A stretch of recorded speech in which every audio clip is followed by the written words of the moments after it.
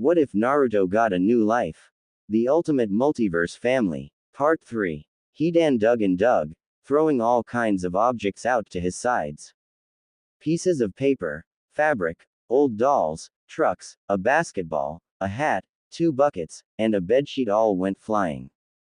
The small chest he was kneeling in front of was notorious for this sort of behavior. Come on already, it's her birthday. What do you want? What is it? I'll do it, please, he asked. When he next reached into the chest, there was a hidden space. Leaning all the way over, Hidan's fingers just brushed a corner of the object he was searching for and he gasped, but his fingers inadvertently pushed it deeper. He stretched out his legs and reached even further into the chest, trying to reach. In this position he was leaning down into it with only one arm holding him up, so when his hand lost its grip there was nothing else to hold him. He flailed his arms, trying to keep a grip on the precious treasure, but it was useless. His arms only hit the side of the wall, throwing him away from it. He landed flat on his stomach in a small, dark cavern. In the last light just before all illumination disappeared, he saw the precious object bounce into a small, shadowy corner. It was urgent that he get it in time, urgent. His arms flailed all around, trying to get a grip to push himself off the ground, but he couldn't do it. His arms slid off the ground uselessly, hit what few handholds there were at all the wrong angles. Desperately Hidan tried to crawl across the ground towards it. He screamed, growled, roared, anything to keep the growing sound of scurrying away from it. His efforts were useless. No sound he made had any effect, and as the sound of it brushing against the floor disappeared, Hidan whimpered and started to cry silently.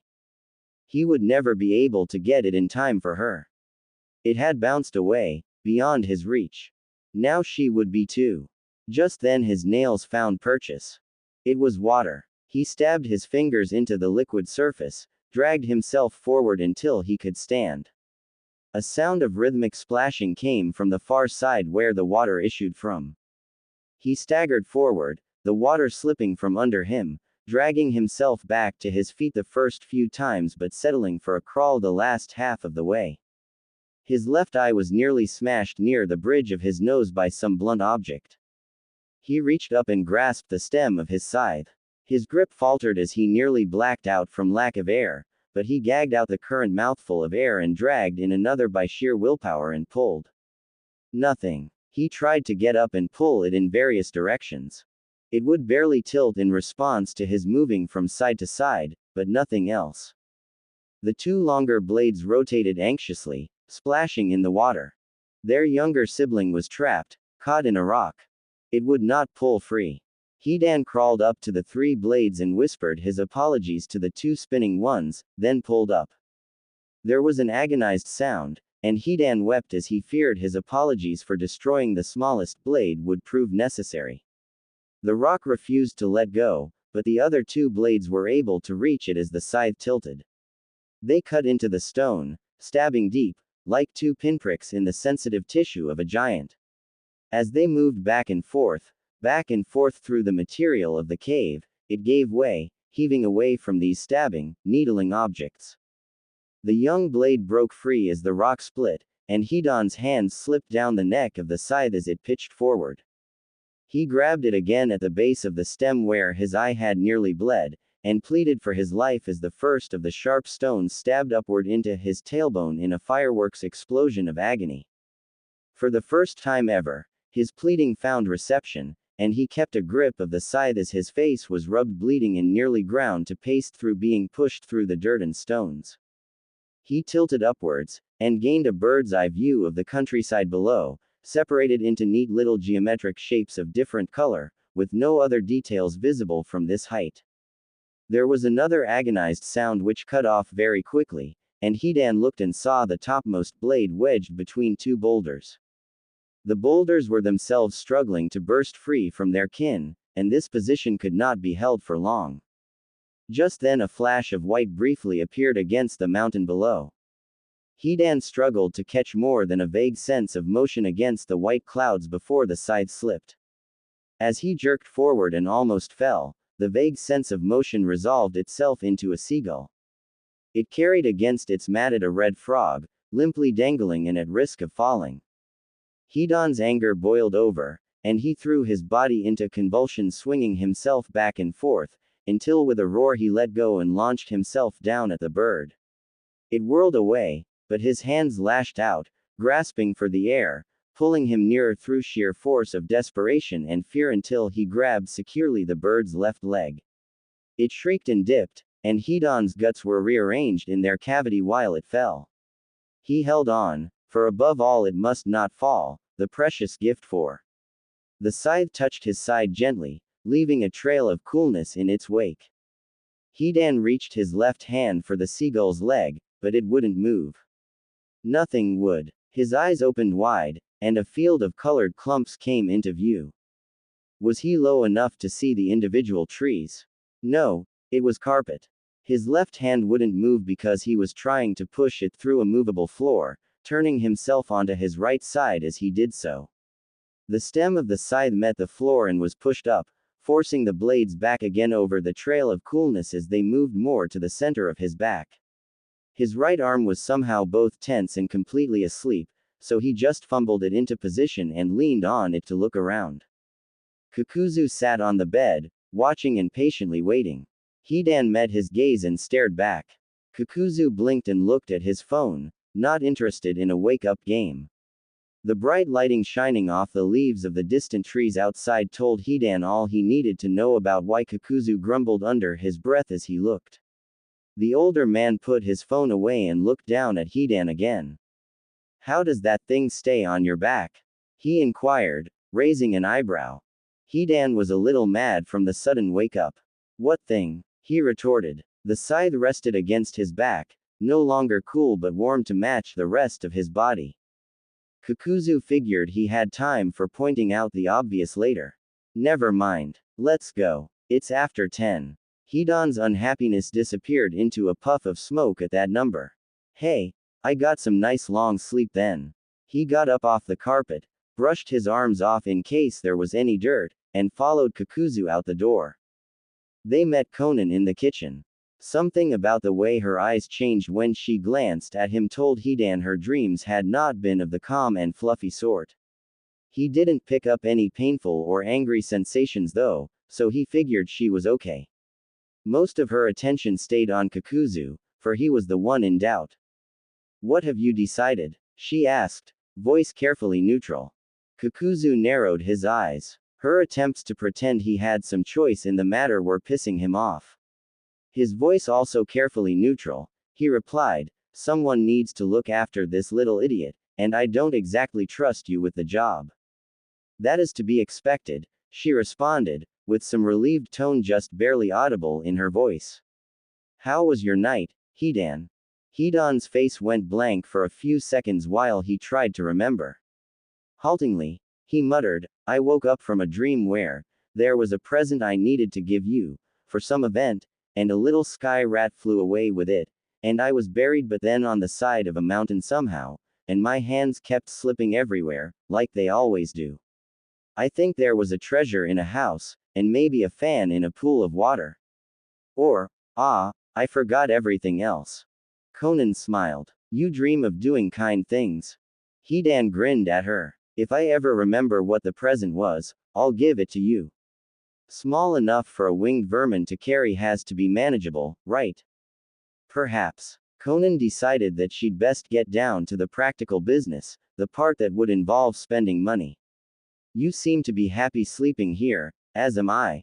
We'll need supplies to make this building livable. Any suggestions?" Kakuzu wondered why she was asking them for suggestions. Perhaps she wasn't as high and mighty as he'd thought. Some food would be nice.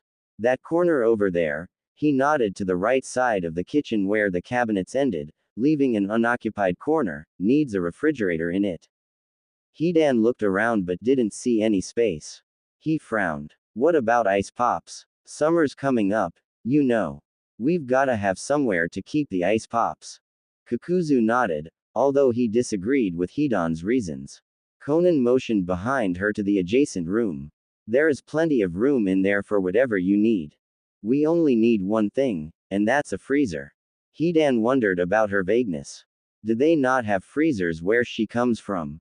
He glanced at Kakuzu, who glanced back with a similar questioning look. Conan noticed this exchange and decided to come clean. I woke up in this world the day before yesterday, in the mid-afternoon. I looked through the abandoned houses, hunted, found someone to talk to who told me about his experience discovering he was not a normal person of this world, and went to sleep. The entire next day was spent planning, finding this place, and locating all of you. The only thing I have had time to learn about this world is that a great many things exist which I do not understand. Whatever it is you require, you will have to acquire. Kakuzu's eyebrows shot up, and Hidan grinned from being very impressed. Kakuzu would have time to indulge his dislike of being forced into such annoying, unpleasant, perplexing circumstances later. For now, all these things were overshadowed by the fact that the person who had done this to him and a boatload of other people was a woman who had spent one day in their world, understood nothing of their technology, and was dealing with all of her loved ones, co-workers, and herself being dead at the same time. And here she was, getting down to business on her second day. If there was anything he could respect, it had to be such resilience. Hidan figured she would need someone to show her round, then. Who better than yours truly? For the second time in as many hours as they had spent in each other's company, he gave her a thumbs up. Kakuzu rolled his eyes and made some sarcastic comment in his thoughts about Hidan appointing himself as Queen's servant boy. Conan started to be quite concerned, which was not the feeling he was going for. As soon as Hidan registered that reaction, his smile fell and he wondered what he was doing wrong. Conan skillfully and conspicuously changed the subject. I would assume those are food storage devices. So, aside from places to keep food, what else? Since she didn't have the slightest clue what they would consider necessary, she made herself useful by conjuring a sheet of paper out of her cloak and retrieving her pen. Someone would need to keep an orderly list of supplies. Hidan mentioned, I ran around a lot while we were waiting yesterday and checked out the place. All the rooms have a bathroom in them, and the faucets work. Ooh, speaking of yesterday, have you seen the basement yet? Yes. Water in bathrooms is generally used for bathing, not drinking. Do any other rooms have drinking water? Ah yes. That baby could stand a little renovation for cleaning purposes, but otherwise it's like it was custom built. Hidan then considered her question. What's wrong with bathroom water? I drink out of the streams we have running in the woods here, which do not have any kind of pollution running into them. I checked before I decided to drink from those things, and the faucet water doesn't taste very different. Kakuzu wondered how his companion could be so artfully clueless about things he was supposed to know so well. What's wrong is that those faucets are located in the bathroom, a place that reminds people of germs and filth. A toilet seat's technically cleaner than a kitchen cutting board, but you still won't catch me eating off one. Think of how other people will think of it, Hidan. Hidan looked thoughtful, and scratched his head idly. Then he turned, approached the cabinets on the right, and opened two of them that had their handles together in the middle to reveal a hole in the wall where a pipe would have gone. Looks like there used to be a sink here. Conan agreed, but, why the hell do these cabinets have tops then? Kakuzu asked. When I was exploring the abandoned houses the day before yesterday, many of the beds had sheets on them. Could that be relevant? Hidan snorted. What? You think you're the only one to sleep in those things? Please. The other two looked sharply at him in unison. What? I've seen signs of human use and the occasional people in there at night. I don't know anything else, okay. What are you guys staring at? Conan thought back to her recent stay there and the signs of complete abandonment she'd observed. What signs were those? Hidan replied, some person-shaped depressions in the beds, doors opened where I hadn't left them open, shit like that.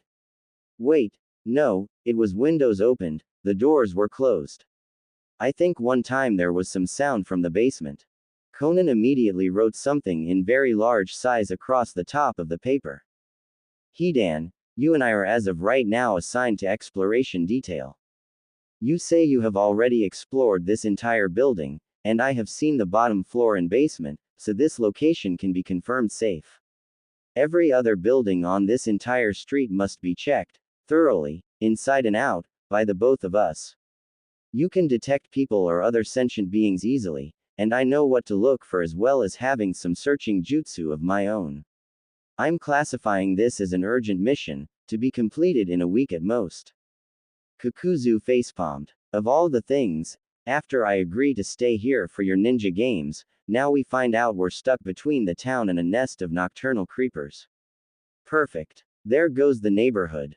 Neighborhood. Hidan started. That guy who was like us. Who the was he? An asshole or a cool guy? He demanded of Conan. His name is Hitaki Sakumo. He has a group of his own somewhere. She did some quick geographic calculations in her head, to the east of here. His entire clan is half-beast, which is why they were very well aware of being abnormal and needed no convincing to gather. So far, all I know of what is going on here is based off what he told me. He was very helpful. So, not an asshole, Hidan concluded. Did you know him? Original him. I knew of his original. We did not live in the same village, but news spreads of outstanding ninja and their feats very quickly. He was known as the White Fang of the Leaf, had his battle skills recorded carefully in every bingo book, but unfortunately died by his own hand after deliberately failing a mission to save some of his comrades. Such sentimentality is not appreciated in the world of ninja, especially not from elite ninja who must carry out missions essential to the security of the country. He left behind a son, Hitaki Kakashi, who is just as talented as his father. His clone here seems very gentle and unaware of his own skills, but just as sharp-minded. Hot shit, Hidan exclaimed. People in your world hated on him so much for saving lives that they drove him to suicide. That's up. What's a bingo book? It's a book of elite ninja which contains information on their strengths and abilities.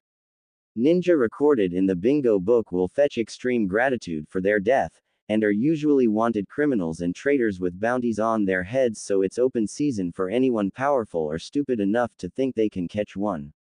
Of course, elite ninja who still belong to a village may be noted in other countries' bingo books as noteworthy enemies.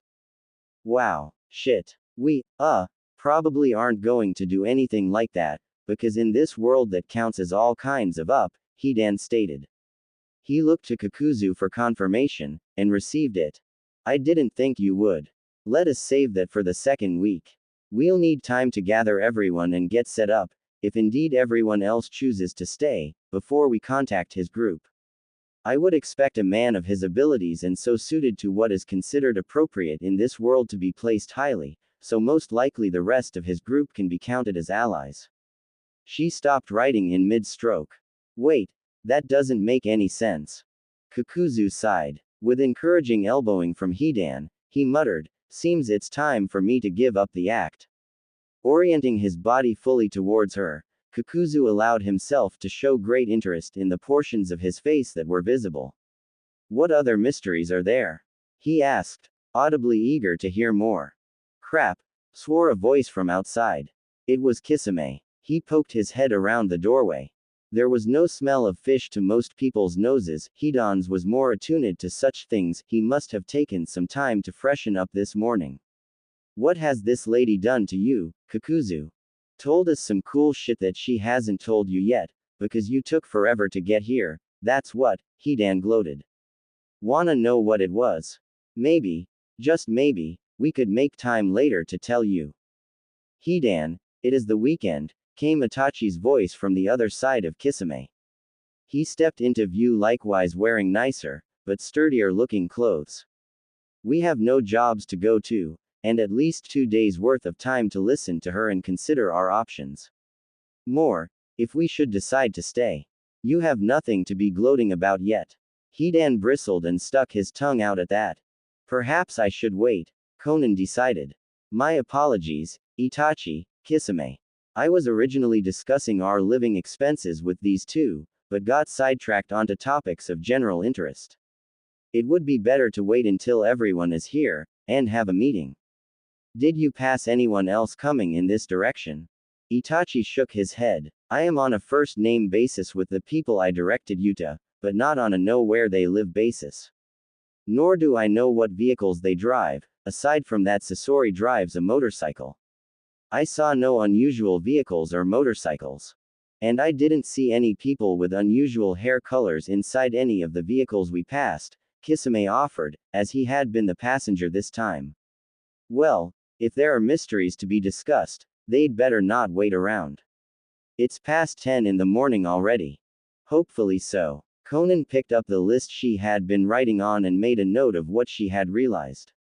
It seems there are some mysterious and potentially dangerous things in this world that Hidan only just now bothered to tell anyone about, which might influence your decision, so I won't ask anyone to confirm anything until after the meeting. Kakuzu simmered, his sense of intrigue frustrated. Fine, then. Let's return to discussing living expenses. We already mentioned the need for a refrigerator and a freezer, and we found a place where a sink should go. No one had closed either of the cupboard doors, so that was plainly obvious. Hidan confirmed all the rooms have water, and it tastes clean.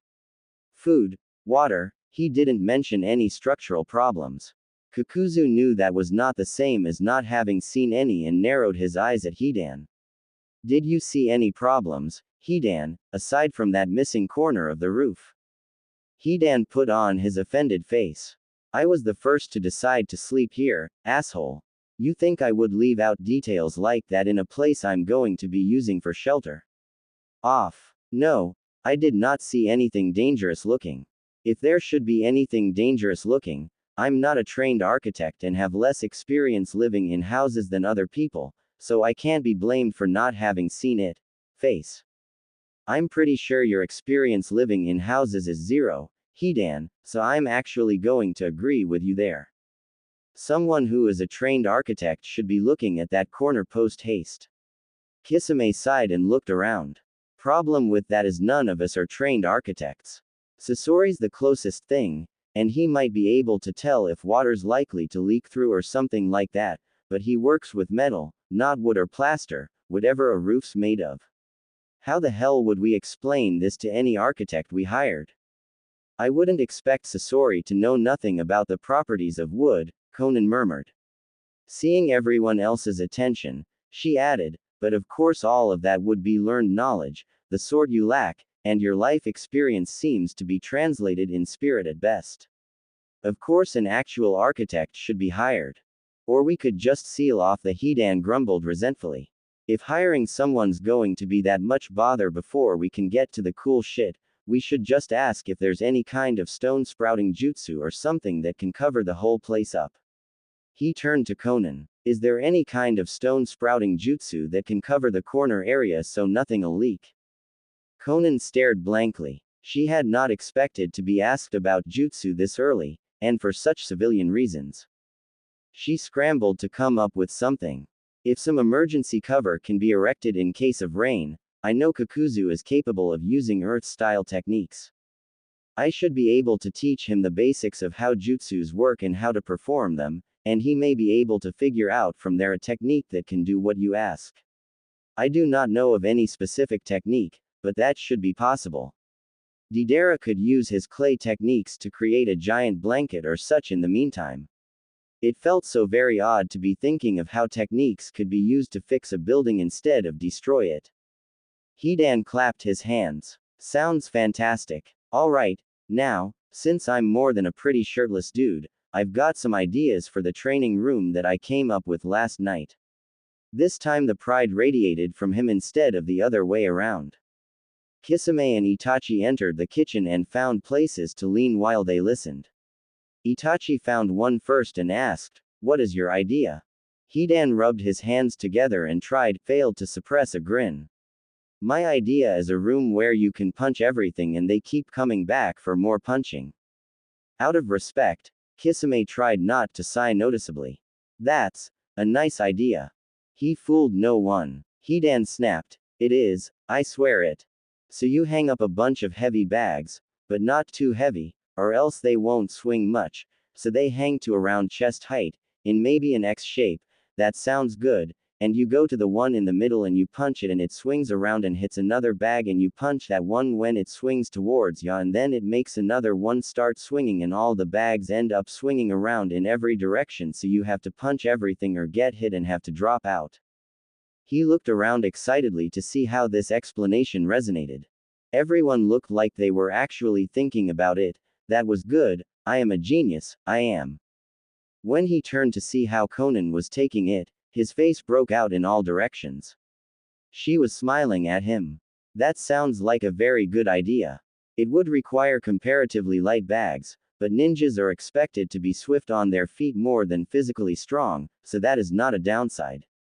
If it can work as described, it sounds like an excellent room to train reflexes, observation, and endurance in. Hidan looked around frantically. He had never felt any sign she would appreciate it, so he was not about to take out his need to hug someone on her. But he needed to hug someone right now. Just then some footsteps came from outside the door. Where is everyone? Maybe in he. Nagato's sentence was abruptly cut off by the armload of shirtless man he received on walking into the kitchen doorway. Hidan squeezed him tightly, so tightly that between his body heat and Nagato's deep blush the air around Nagato's face seemed ready to combust. Nagato was lifted off the ground by sheer joy and forced to hold onto Hidan's body to stay steady as he was spun around. The blush disappeared, but Nagato panicked because he knew full well where the blood that was no longer in his face was headed. The smell and feeling of being so tightly held was intoxicating and scared him into paralysis. He heard Yahiko laugh behind him. Since this all happened in the span of only a couple seconds, Hidan experienced a mood whiplash that left him disoriented, from sheer joy at his achievement in ninjury to the cold sobering paralysis of fear. He overcame the paralysis and forced his arms suddenly open, dropping Nagato a few inches to the ground. The redhead stepped back and tightened every muscle in his body that he could control, even hoping that the blood would rush back into his face. The combination of everything confused his circulatory system greatly, and he would have fallen down if not for Conan's hand suddenly pressing on his back, steadying and calming him. Everyone was staring. Nagato reflexively adjusted and stepped forward, pretending that being suddenly dropped by Hidan had unbalanced him just a little. He swallowed, tried to moisten his mouth. And anyone want to explain what that was for? Hidan gave all of his voluntary muscles another tensing before laughing. Conan just confirmed I'm pretty awesome, so I needed to hug someone. You were convenient. Nagato wasn't sure whether the best course of action would be to stay close to Hidan so he would know when the shirtless man was in a hugging mood, or stay far away and keep someone between them at all times. Everyone was still staring. He looked back at Yahiko, who was still smiling. I'd rather not be. So, what has everyone been talking about? Hidan had a plan for a training room, Conan summarized. I'll discuss his idea with whoever is going to be in charge of setting it up, since Hidan has another mission to do. Speaking of, have either of you seen Deidara and Sasori? Hey, Hidan yelled, as if outraged. I just realized something. The acoustics of this place are frickin' weird. What? Murmured Yahiko, speaking for all. Even when we're in the mid. The sputtering, grinding sound that they had all heard last night cut him off. It died down in a few seconds. As I was saying, when we're in the middle of talking we can't hear car engines from all the way in here. But even in the middle of a sentence the sound of a motorcycle cuts right through like we don't even have walls. The shit is up with that. Conan patted him on the head and left to greet the newcomers. That was the moment Hidan realized he liked being patted on the head, and started involuntarily purring. He looked to Nagato hopefully. Nagato backed away as inconspicuously as he could. Yahiko wondered why Nagato would be the one looked at, then wondered why he was wondering that. He blushed mildly and looked away as inconspicuously as he could. Kakuzu missed nothing and gave up his usual grumpiness for the freedom of letting himself be fully entertained, just for a moment. Itachi filed it all away for later perusal. Conan stepped into the lobby just as Deidara and Sasori entered. Deidara was smiling in a way he had perhaps been too tired for the night before. Sasori snuck glances at this every so often, confusing and mollifying himself by doing so. Deidara rushed forward. Sorry we're late. Yeah. The thing last night was ally far past my bedtime, yeah, so I had to sleep in. Did we miss anything? Conan decided the room opposite the kitchen doorway would do. It seemed not fitting somehow to hold an actual meeting about important topics in the kitchen. Instead of answering, she gestured for him to follow her, and turned back to the kitchen. Deidara turned to Sasori for explanation, then realized she was walking away. He realized she must have a slightly different culture or something, that weird petting motion must have been her way of asking him to follow.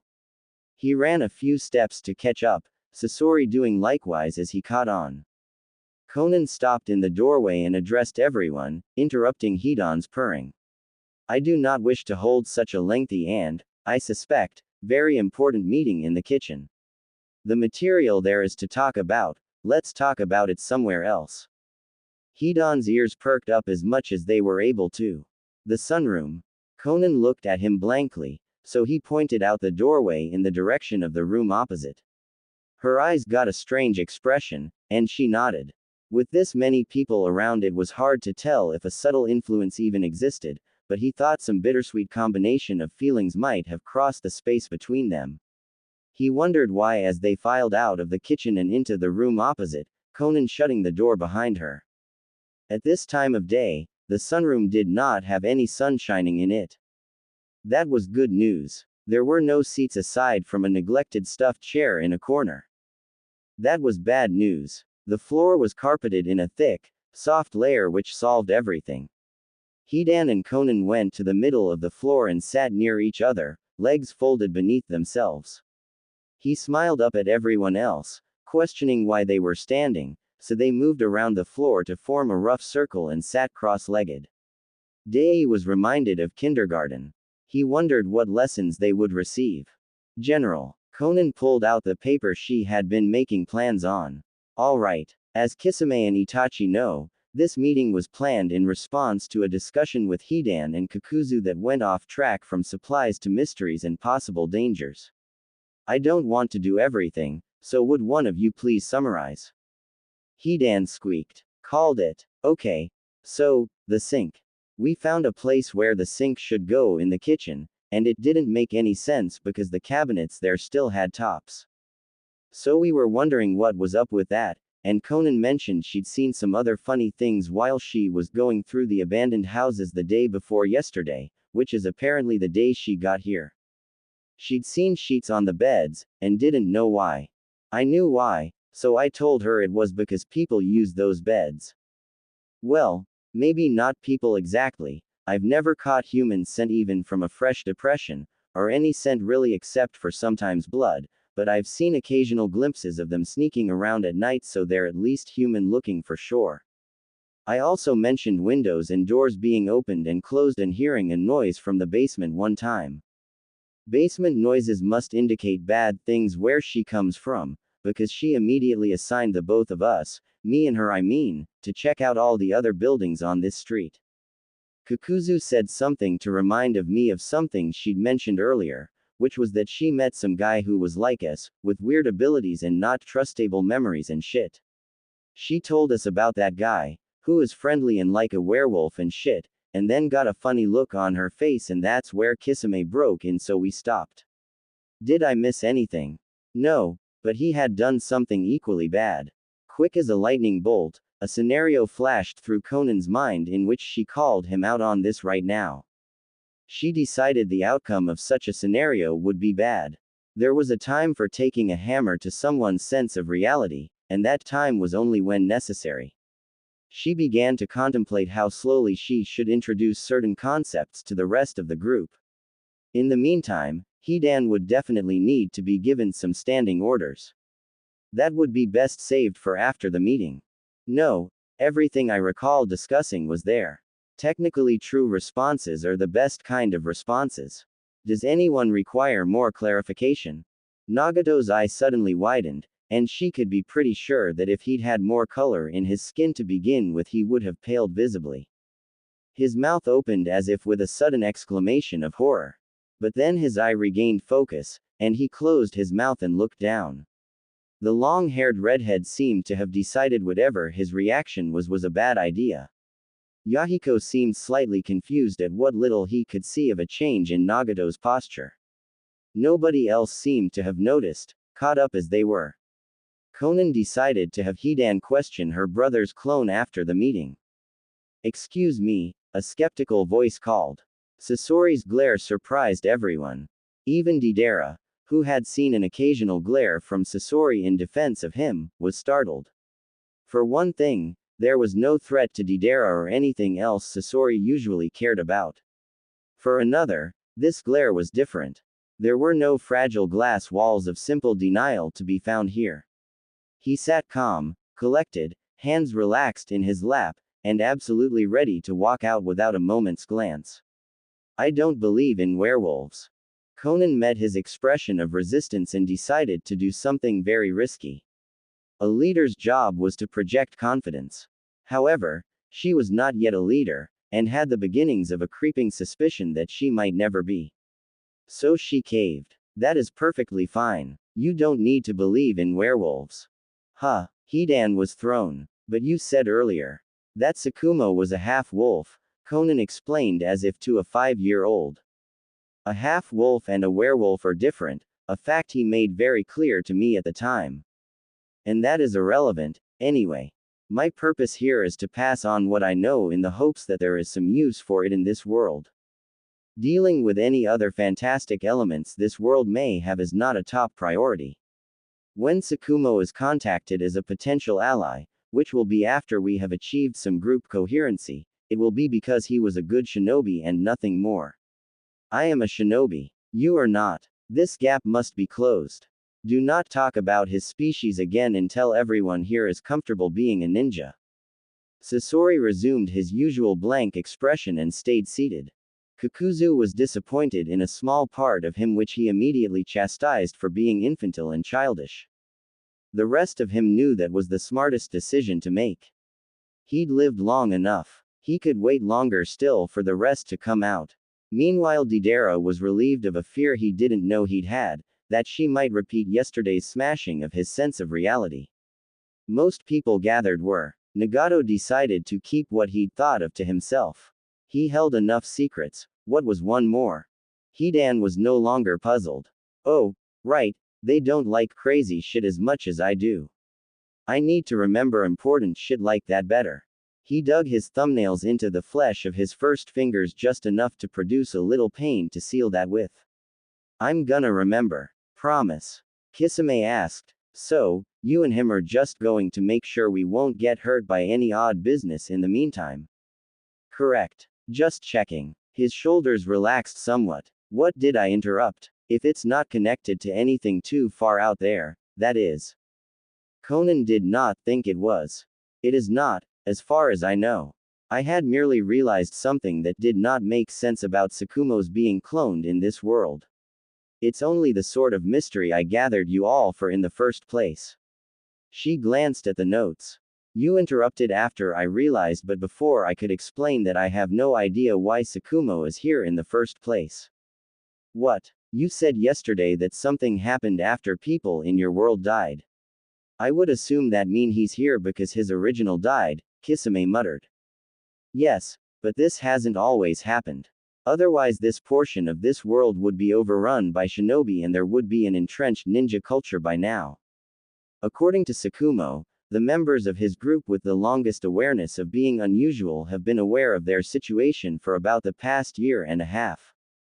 The fact that none of you have corrected me when I assumed you'd been here for the same amount of time as your originals have been dead confirms that there is almost no delay between the original's death and the appearance of an amnesiac clone in this world. Hitaki Tsukumo was a very well-known ninja in my world. It is common knowledge for anyone who is an adult in recent times to be aware of his history, which includes the fact that he died 25 to 30 years ago. It should not have been possible to be cloned at that time, and he told me his own memories changed only a few months ago. It doesn't make sense." There was silence. Nobody could think of anything, even those that tried to think of something blatantly supernatural and as unrealistic as they could. Yahiko murmured, "Wow, There's a lot more to this than playing with magic abilities, isn't there? Playing with magic. Is that what they've thought of my offer? Conan wondered if she hadn't made a mistake in thinking they were ready. No, I can't believe I would think that of any of them, but especially him. We were civilians once too. I shouldn't have so little faith in my friends. It was always going to be. I didn't. Well, regardless, yes. The reason I asked all of you here was to solve the mystery of why you exist. There is a mystery behind all of you, doubly so for people like you and Sakumo. Ninjas never merely play. Yahiko blushed and lowered his head in shame. It was still hard to take her offer seriously, though she so clearly believed everything she said to be reality. His face burned and he briefly wondered how qualified he was to try and help her if he couldn't even keep track of what she had lived through. That was so insensitive. I'm treating her entire life like a children's story. She's a ninja, and that's real, it is. It needs to be real for me too, or I'm only going to make things worse. Hell, it is real for me too. What am I even thinking? I hope original me was better at this. Meanwhile, Nagato wondered what wasn't right about her statement. Wait, doubly so for who, exactly? That was the moment Conan realized she hadn't been careful in her words. For the first time ever, it occurred to her to wonder if she needed to be. Perhaps in this world, her eyes turned far enough to her right to see the tips of Yahiko's orange hair. They snapped back into place and froze there. Yes, I do need to. Always. She resolved to never repeat her mistake, and conceded to the corner she'd allowed herself to get forced into. Doubly so for Yahiko. He and Sakumo are, well, let's just say his original died some years ago. Not decades, but many more than 1.5. Yahiko and Nagato looked at each other in surprise. Nagato could have sworn he and his companion were on the exact same page and always had been. There could be no way Yahiko's existence was a mistake. Yahiko turned back and worked out what to say for a few seconds. Eventually he muttered, "So, is there no reason for me to be here?" Hidan had an excellent idea for a training room. Conan proceeded to write down all the details of that idea in her notes. Unfortunately, it won't be enough. Physical training is not enough for a shinobi. None of you were pure taijutsu specialists. We'll need somewhere else to train other things. Any ideas? Their expressions went unnoticed as she continued to look down at the page. Yahiko looked down at himself, confused. Most got the hint, and Nagato cut off the silence by offering a quick suggestion. It was shot down, which was okay, because he had no idea what he was talking about at all. The important thing was to talk. A couple others tried to suggest things, which got tentative. If we can't think of anything else, approval. Deidara had no idea what was going on. He'd thought she was uber military like Sasori had said, and he'd never seen a military training base run with so little planning. Just what the hell are we supposed to be doing, huh? Do you have any idea? Conan looked at him sharply. If any of you have inherited abilities from your originals, then you should be able to perform them without needing training. Training is for developing capacities you do not have now. I can't see the future. Hidan raised his hand. Okay, but no matter what it is, training should use stuff we're already able to do, right? So, what should we be able to do if we do have their abilities? Conan agreed that was a good point, and proceeded to tell them in more detail about their originals, abilities. Starting from her right, she went around the circle. Nagato, you specialized in the use of jutsu using all 5 elements, as well as some other Rinnegan-only techniques. These special techniques allowed your original to attract and repel objects and even other people's jutsus, absorb chakra, summon large beasts, bring people and machines back to life in perfect repair, pull out souls, fire missiles, and create chakra rods allowing you to control dead bodies and project yourself into them. I can't think of anything you need training in, except for perhaps taijutsu to better protect your main body. Yahiko, your original used water-based jutsus. He mostly used them for defense and to drive away enemies without killing anyone. He was quite capable at taijutsu as well. Mental training to become more psychologically capable of leading a ninja's life would be best. Itachi. Your original was talented in genjutsu, the creation of illusions.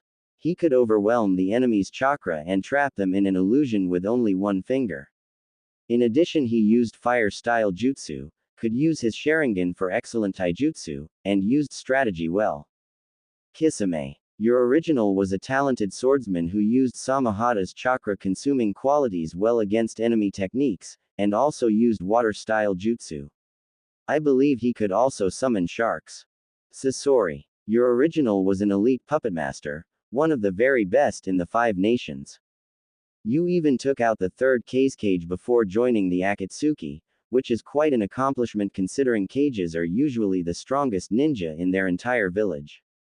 You made your own puppets out of a wider variety of materials than usual, controlled them with puppet strings made out of chakra, and could design poison nobody but the best medics in the world could make an antidote for.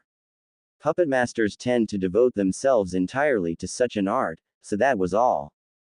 Deidara. Your original thought of himself as an artist.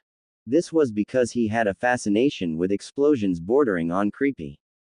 The mouths you have in your palms are used for chewing a special explosive clay he used, blending the clay with his own explosive chakra and molding it into various shapes. Common shapes included spiders and birds, which he would use a jutsu to expand to a size most would call giant, and direct to attack a target. Once within range, the clay animals would explode, of course. The clay birds he also used for transportation, riding on them to, from, and during battles as well as carrying captured enemies. He probably had some training in basic ninjutsu and taijutsu, just as Sasori would have because all shinobi trained by a village will be taught all the basics, but I don't know if he bothered training them beyond that. Kakuzu. Your original also used jutsus with all 5 elements, but only as long as he had a heart from someone who could use that element.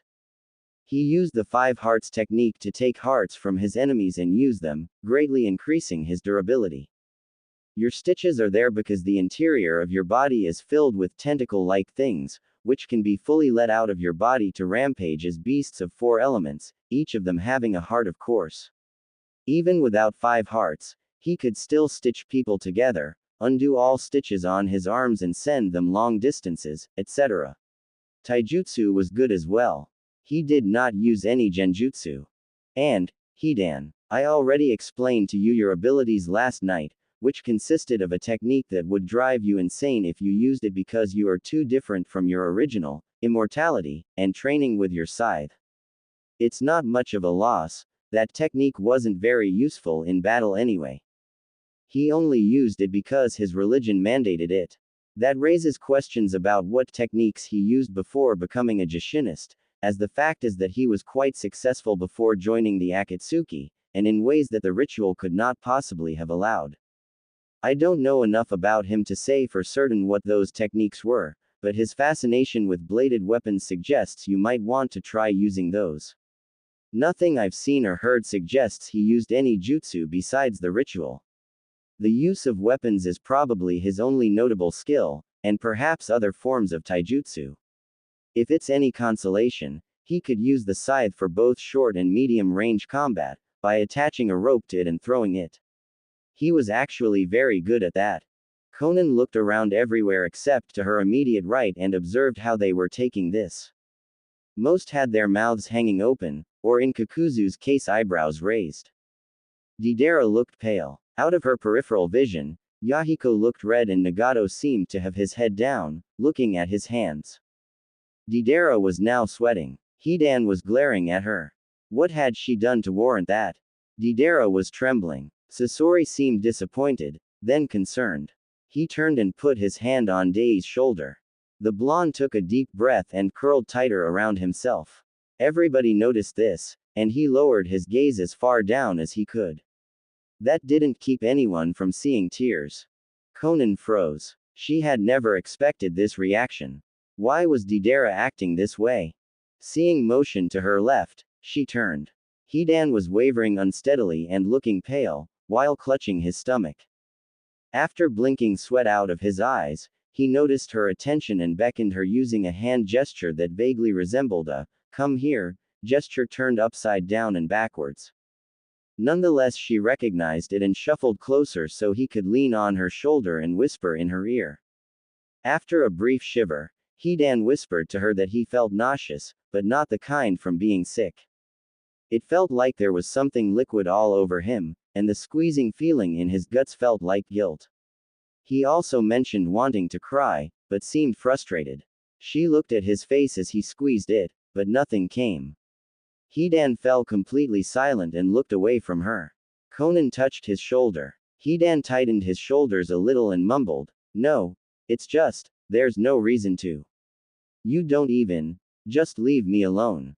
Presumably similar words had passed between Sasori and Deidara, who now shrugged off his friend's hand and was angrily wiping away the few tears he'd managed to get out. Sasori retracted his hand and shuffled closer, simply staying near Deidara until he recovered. Deidara didn't seem to be in the mood to recover, though. He broke out of the circle and left the room, leaving the door swinging behind him. Only a few seconds after leaving, he got far enough away for Hidan to shake his head and look more like normal, which Conan didn't see as she blocked the door from swinging shut and followed. Deidara wondered if he should head towards one of the rooms. "No, it's been long enough. I don't need to throw up anymore, nah." He really wanted to though. It would have given him something to focus on that wasn't the fact that he was apparently predestined to be a monster. Bombs, living bombs, that could just skitter up to people and jump in their faces before they even had a chance to scream and blow them up. Bam, not enough left for the kids to identify, nothing. Spiders, just crawling all over you for the right spot, wouldn't even leave you paraplegic, too good for that. He changed his mind and crossed the lobby, hurrying down the other hallway and into the nearest room there, entering the bathroom in said room and pushing the door away until its momentum dissipated a centimeter from closing. It swung back open to an inch in response. Deidara didn't notice. He was too busy squeezing his stomach muscles, over and over again hoping his stomach would get the hint. His mouth watered but his stomach seemed paralyzed, unable to do anything. Dei leaned on the sink, feeling cold and still shaking. "If I can't, does that mean I don't really feel bad? Why would I not really feel bad? Am I that bad that I don't even know it? People are supposed to throw up when they're thinking of something bad, yeah. Those blasts were, kind of, a little, beautiful. Do I really like that? Oh God, that would explain everything." In desperation he pounded on his stomach, but it didn't work.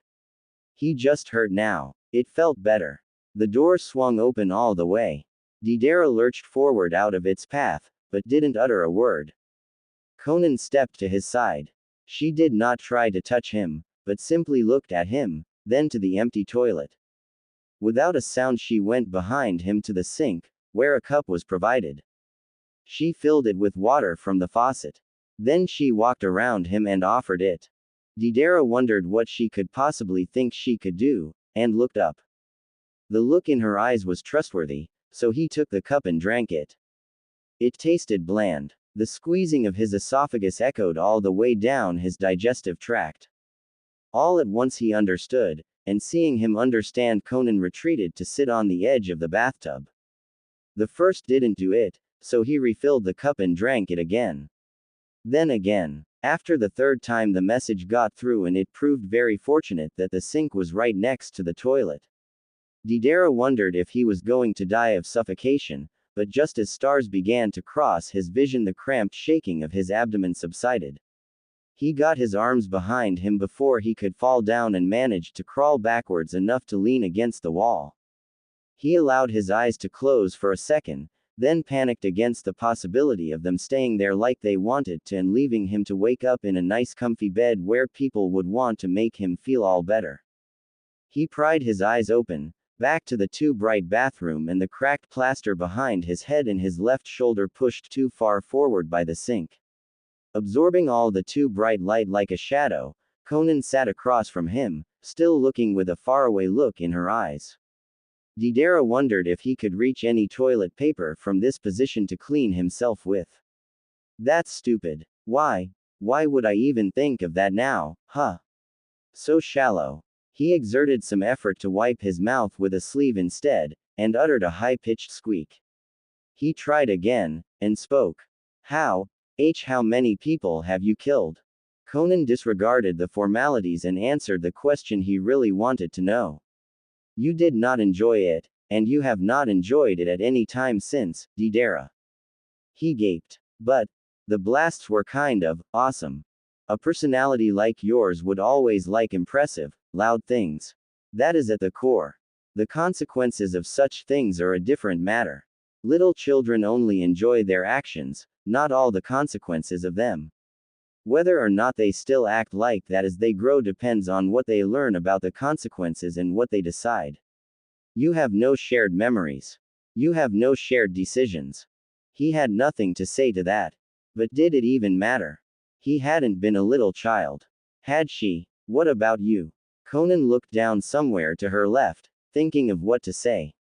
Enjoying a blood spray or a scream looks very distinctive. You do not look like that. What? Who? What could that possibly mean, huh? You, She looked back at him, mind worrying to determine how much to say. It's unclear how many decisions there were to make. How much learning could have changed things. In reality, there is only one danger for me, or for anyone else. Conan stood up and looked down at him, sprawled on the floor against the wall as he was. You can still fly. What? Fly? How? I don't think I can, not so easily. Wait. He realized she was speaking literally and remembered the other uses she'd mentioned for the clay beasts. The pit of his stomach soured a little as he thought of spiders, but he pushed it down. They're only animals. Only animals, yeah, made out of clay, that I should be able to control so it doesn't explode, yeah. Only animals. Animals can be used for a lot of things, yeah. Pranking Sasori with a bunch of spiders in his bed would be kind of cool. I never need to think of Halloween decorations ever again. Nobody ever got blown up by a decoration, yeah. He was glad to note that picturing giant white spiders in the middle of some glittery decorative web actually did help slow his heart down. Gratefully, he reached out a hand. Conan seemed confused about why he would do this, but took it and held on as he stood. When he was upright, Deidara managed a small smile. She took this as a sign he would now be all right by himself, inclined her head politely, and left. Day stared after her. He knew it shouldn't be any surprise, after the way she talked so easily of other things. But that didn't change the fact that she was the first person to hold one of his hands since he'd first started thinking about them, who was both in her right mind and not disturbed by it. It felt nice. He walked just a little unsteadily to the doorway and looked out. The room was sparse with no decorations, like a blank piece of paper ready for anyone. It was so bland. Deidara could hardly understand how such a bland room could be host to such an important moment. He'd have to change it, fix the blandness. I wonder what Teddy would think of that shelf, Conan. Sasori's gaze was already fixed on the door, waiting. Conan was still passing through the doorway as he began to ask, how is Deidara? She finished stepping through and turned to him. Deidara will be fine. Just some unforeseen incompatibility. She glanced at Hidan. I may have miscalculated you all. Hidan bristled. You mean you expected everyone to be a bunch of homicidal weirdos? Conan stared at him. Did Hidan just say that? She was unable to think of a response. Hidan opened his mouth to say more, but stopped at the last moment and forced himself to look at her with more intensity. The scrutiny was almost worse. She looked around to see how everyone else was taking the news, and regretted it immediately, for they had varying expressions on their faces, all slightly different versions of the same look Hidan had. This scrutiny was definitely worse. For the first time it was plainly obvious, almost tangible on her fingertips, what and who they weren't. A room full of horrified, judgmental, defensive strangers stared at her. For the first time Conan thought she might understand a little bit of the loneliness that boy who looked much like Yahiko, Naruto, had lived through. Most of the eyes looking on her were a little angry, yes, especially Sasori, since it was her claims that had driven Deidara out of the room, but the anger was nothing more than a glint. Her skin crawled, her mouth dried. The dominant expression she could see was offense. Over half of them looked offended by her. Baffled by her existence, insulted by her perfectly normal and descriptive words, they looked at her as if utterly unable to fit her into their idea of a human.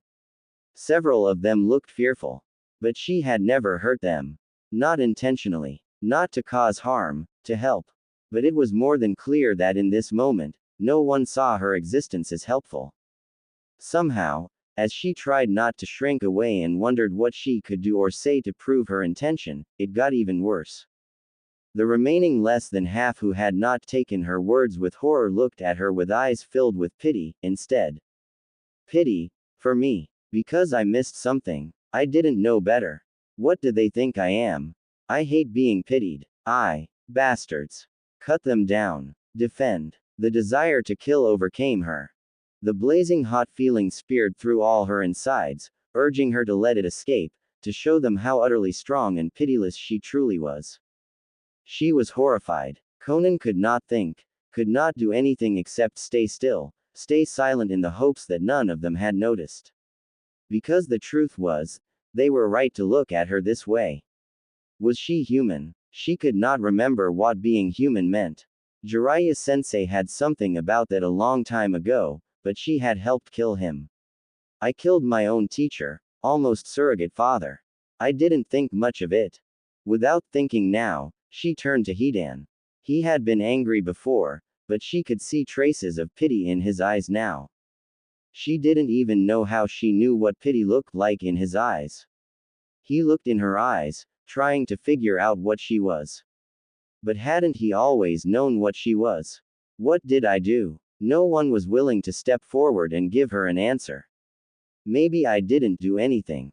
Hidan could see what she was, always had been able to. But now not even he knew what to think of her. She was shamed, and humiliated, and could find no way out. Not one of them was what she thought they were. Not one. Hey, Yahiko whispered. That's okay, I guess. I can forgive that. Whatever we were back where you come from, it's okay. Are you okay? He asked, as the sound of his voice and his footsteps moving towards her came to a stop just a couple feet away. Conan. She was on the roof. Conan looked to her side, but he was no longer there. On further reflection, she did feel as though some time had passed. It must have been hearing his gentle, deep voice utter her name. She stepped over a bit of crumbling brick and settled into a crumbled corner of the roof. It made a good place to be alone. Although it didn't make a difference, not really. By now she could have been alone in any place in the building whatsoever. The wind made some sound as it passed, not touching any part of her. The worst part was, she felt better already. It makes sense, in a way. I was always alone. At least here it's acknowledged. She surveyed the land from her secure perch. It rustled with living things. That was good. Though she had never had one, somehow she missed having a hunting partner. The wind again passed in front of her, ignorant of her existence. She missed it. Missed what? Something unimaginable. So she closed her eyes and rested. General. Yahiko reached out to hold empty air as she whirled and ran from the room. His hand hovered there in the air for a few seconds, disbelieving. Wait. I didn't mean anything. I was only trying to help. He took his hand back as it sank in that she really wasn't coming back. What did I do? He wanted to look in her eyes, see what was in there. Just once. Just to prove she could trust him too. Maybe I didn't do anything. Hidan twitched over his whole body and exclaimed, "What?" He looked around. Oh, shit. I just forgot where I was for a second there. Like a blackout or something. He looked at Yahiko. Probably you shouldn't just walk up to her like that, dude. Yahiko looked down and retreated back to the edge of the circle. You don't say. The reason he'd come was to help her, like he wanted to help people in general. Was that not enough? She had said he was barely capable of being a ninja in the first place, after all. Perhaps helping people really wasn't enough.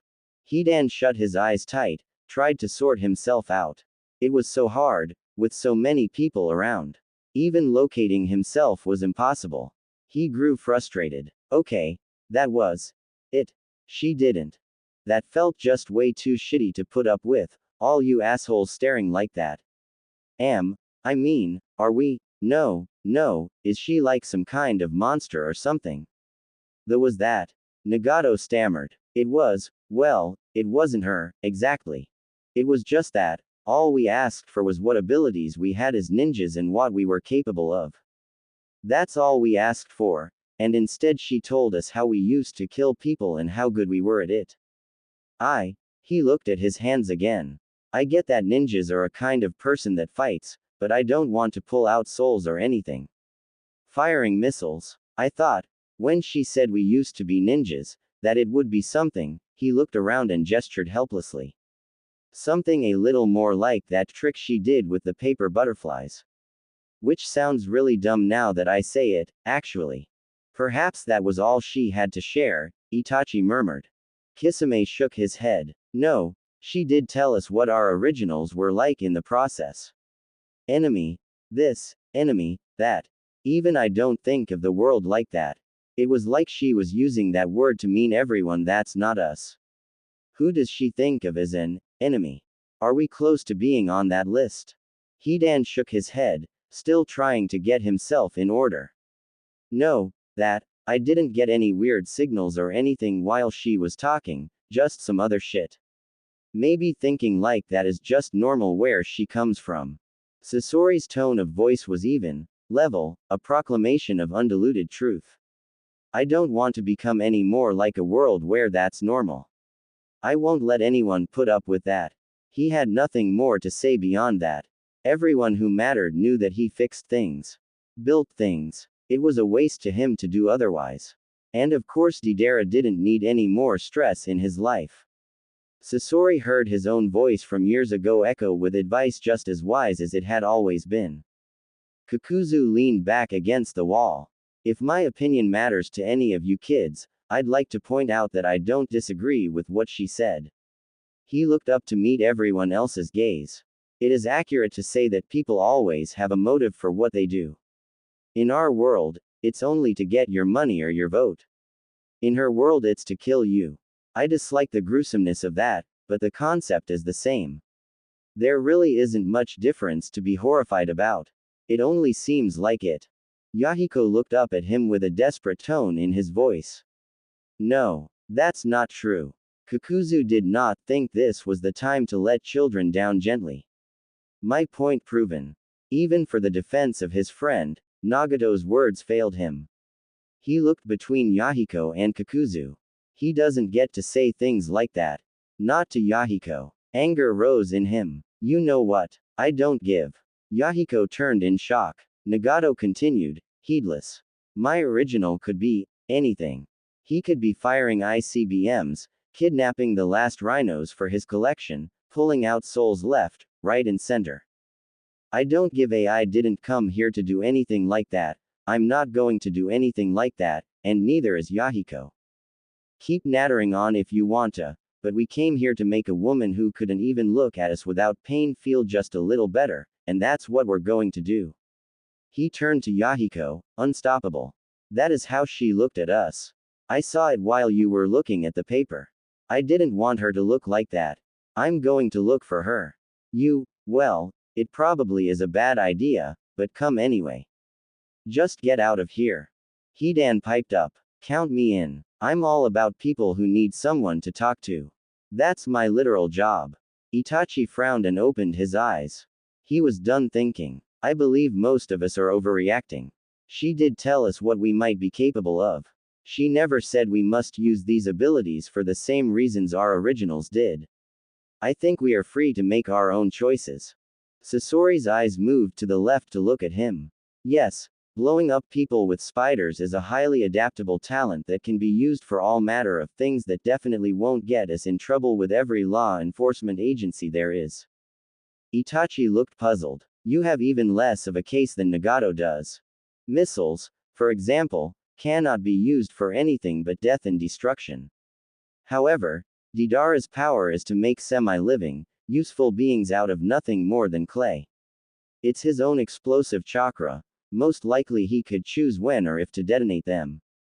And the only talents you have inherited are the ability to build complicated structures and control them precisely.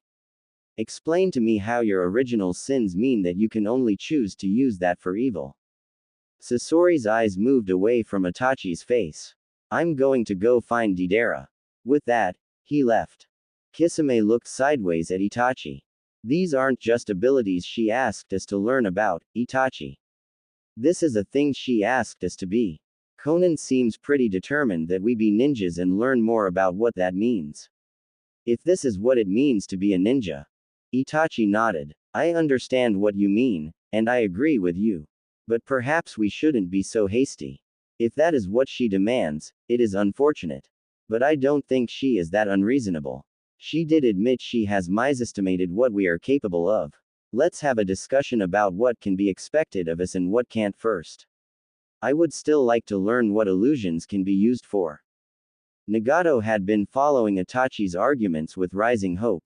Now he smiled eagerly. I agree. It's sad to hear that I used to be like that, and it scares me to think I'm capable of doing anything so drastic as murder. I guess I can't look to other me for answers to what I am, after all. But that makes me curious too, just how did I manage to get like this from being like that? He looked out the door. Either way, I'm not doing any good for anyone in here. Yahiko's first instinct was to follow, like usual, but this time he hesitated. I won't be able to do anything. She hates me. But as he looked at Nagato's back, he saw the strength in it. Ah, who cares? It's what I do. Even if I really can't do anything, I never want to be anything other than what I am now. I'm the sort of person that helps people. Including the ones that hate me. Hidan smiled back at him in response, and they left the room together. Once in the hallway, Nagato stopped. He looked to the lobby, but didn't move. The lobby would be lit at this time of day, and he didn't think she'd be there waiting for them this time. He turned to Hidan. You had some discussion with her last night, got to know her a little more than anyone else. Do you have an idea where she might be? Hidan scratched at his head and focused for a moment or two. She was probably still feeling what she'd been feeling just a few minutes ago, which meant that if she was nearby he should be able to feel it. He did not. He could have focused more to expand his field of view, but didn't bother. The fact that she wasn't anywhere in a radius of several rooms was more than enough information. Nagato was right. He had gotten some sense of what she was like last night.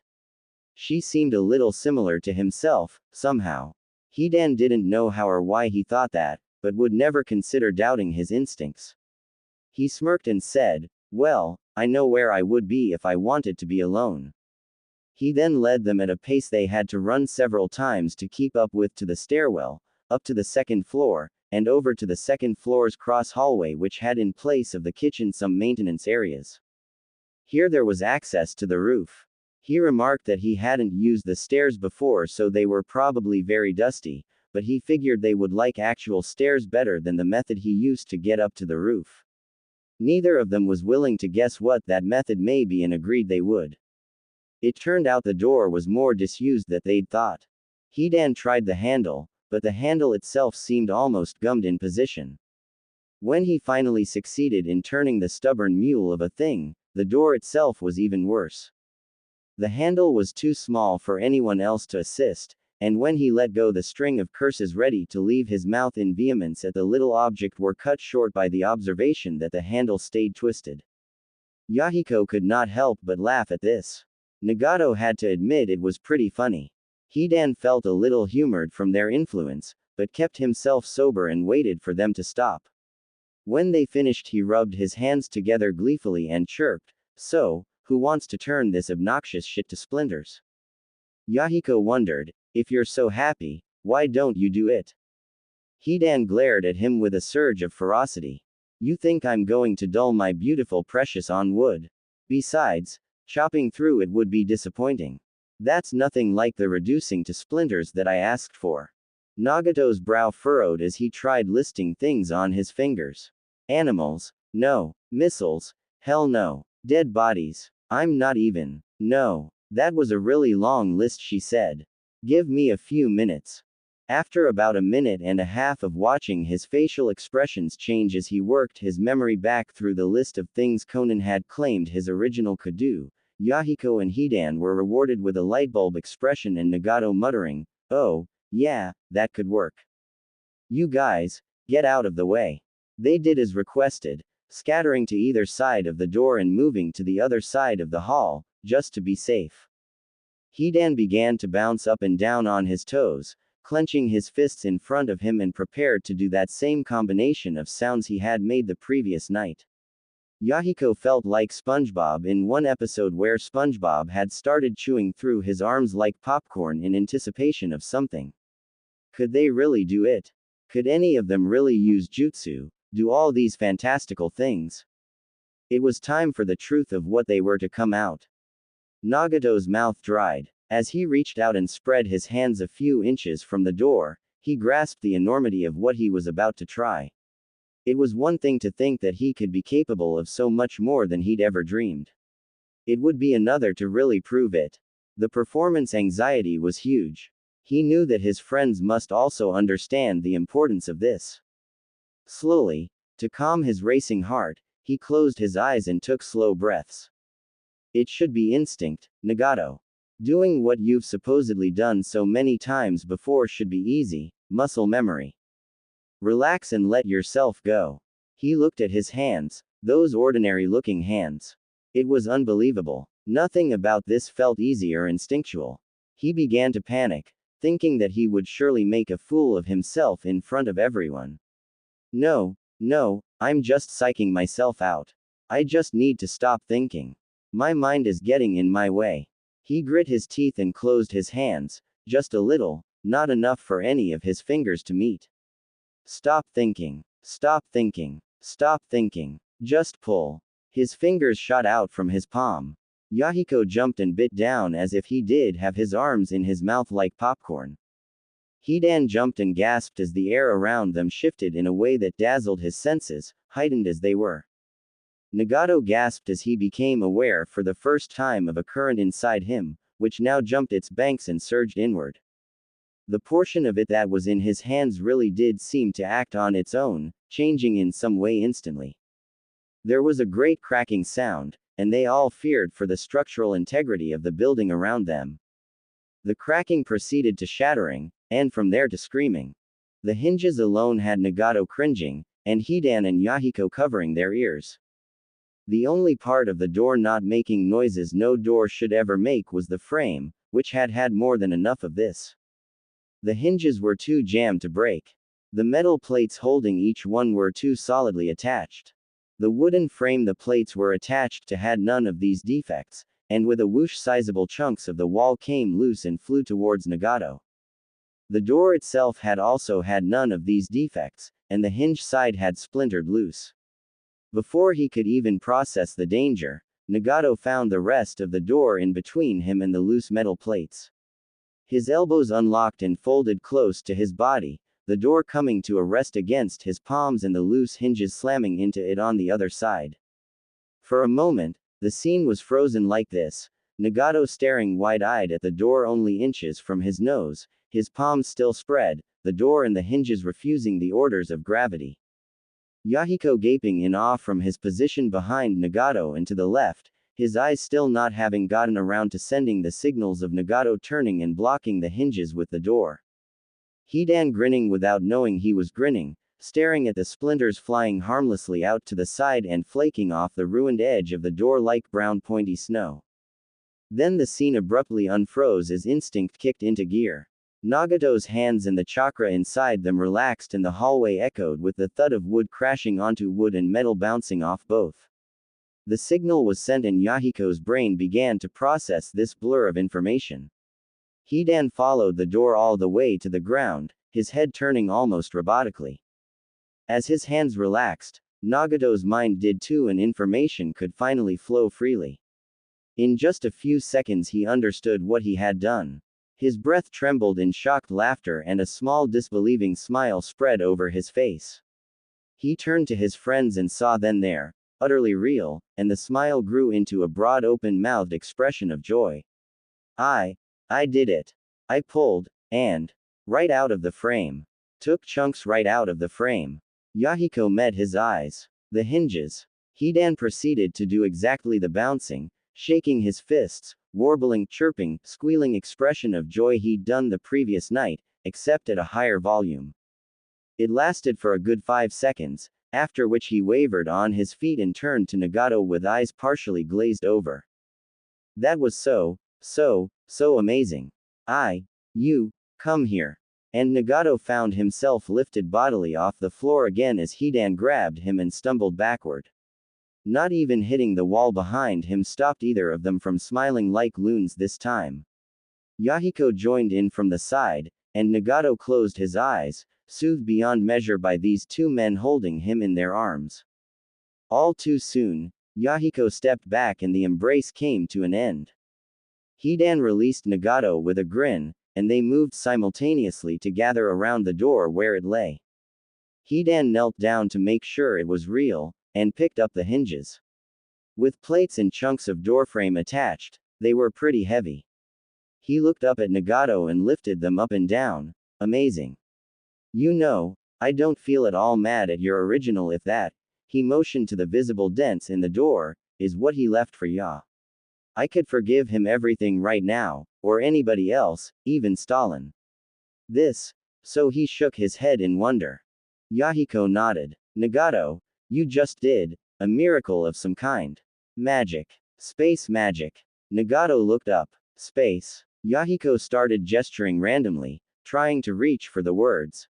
Yeah, not like outer space, more like, the space, between things. Push and pull, right. You can mess around with things at a distance like there wasn't a distance. He laughed again, satisfied with his words this time. Why yes, space magic, Nagato stammered. That makes perfect sense. But wait, if I can, then Conan, oh my baby Jesus, she was right. You can, too, and Hidan, he spun to face Hidan, and stopped. Did Conan say something about immortality earlier? Hidan's eyes lit up like a fireworks show.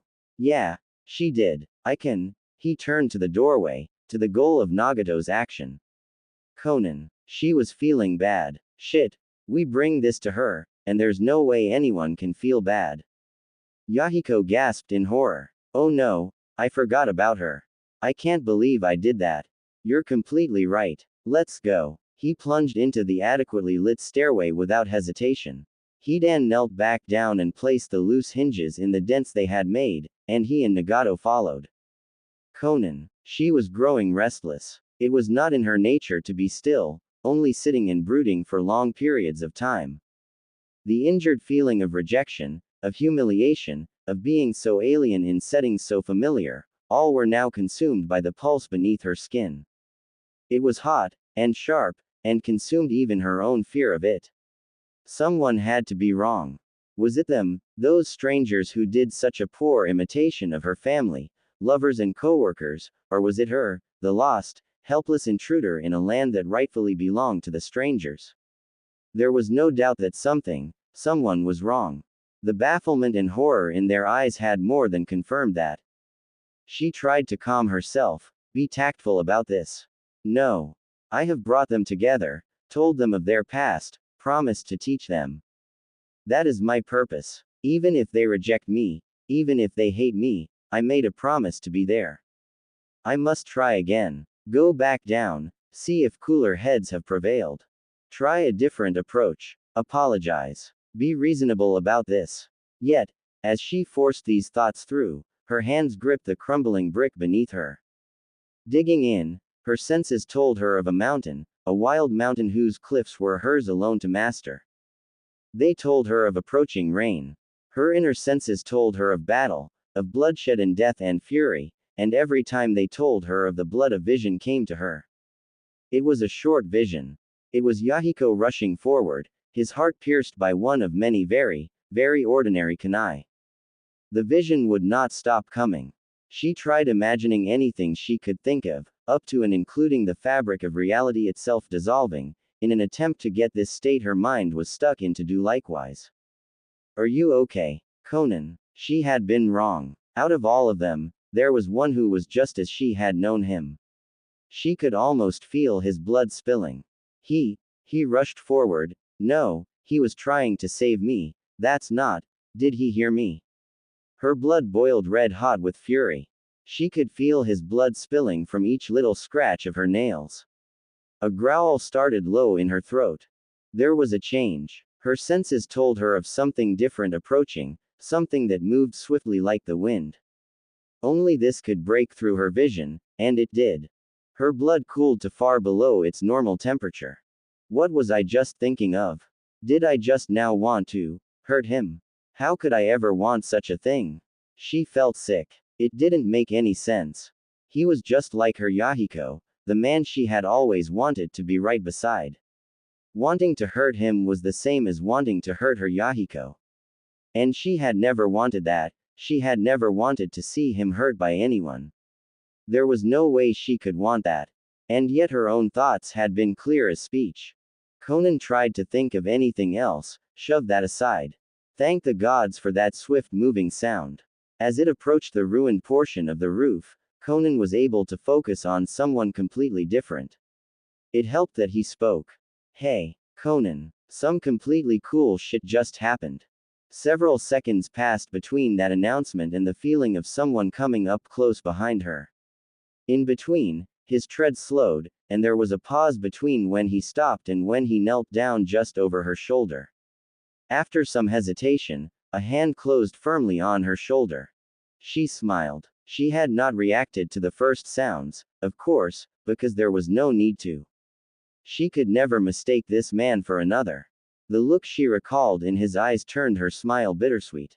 Even so, she reached up and touched his hand. Thank you.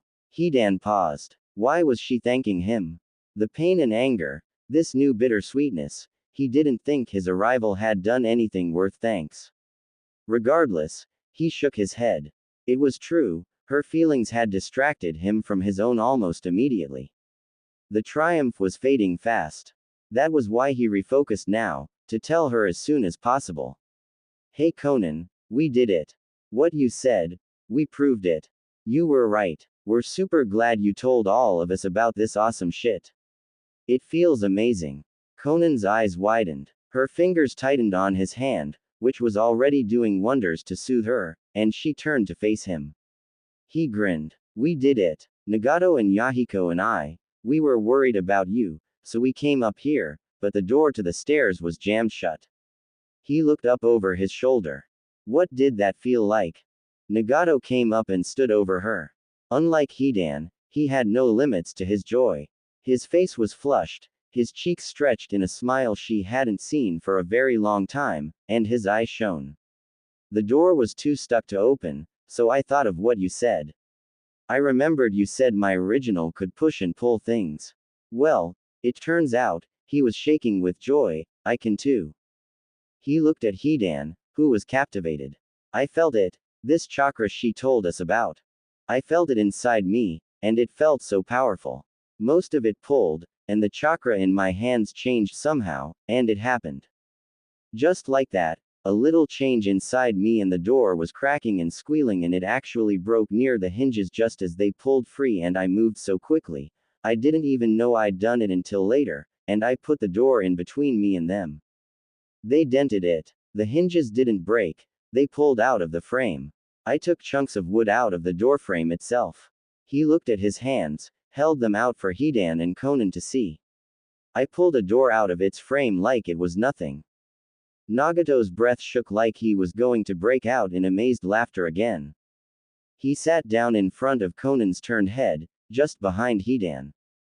I didn't care. I was upset about being told I was a murderer in a past life, yes, but that doesn't mean I can stand to hurt someone now.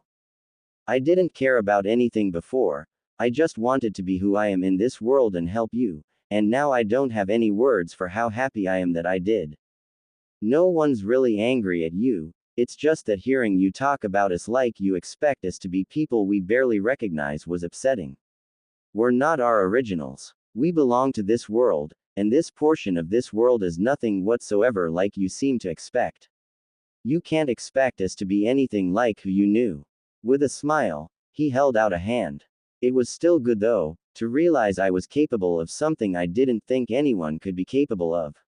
Can you tell me more? A strange feeling came up inside Conan, a warmth to wash away all worries, all thoughts. She looked into her brother's eye, saw the sheer happiness that she hadn't seen for many years, and took his hand. They stood up together. Nagato was sincerely happy to see her, and Hidan next to her held her hand.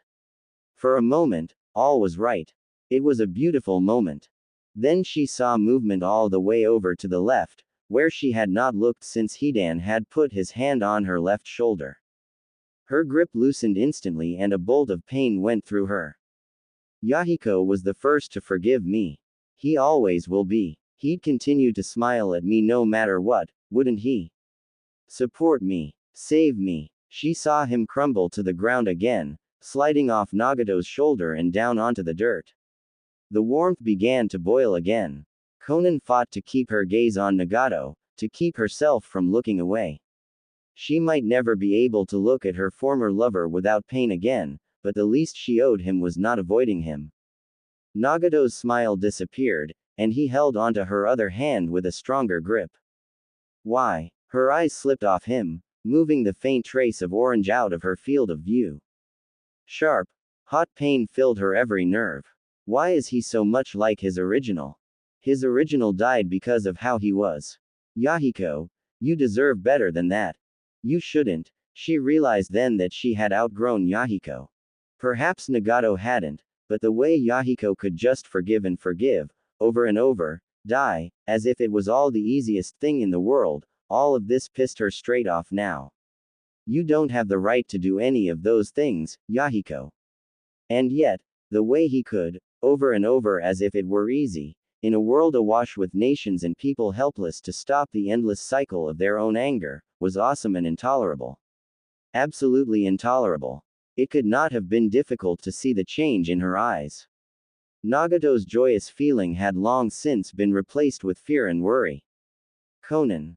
I will go see how the others are doing. See if they agree with you in the slightest. Her hand slipped out of his own without any resistance, although he held as tight as he dared.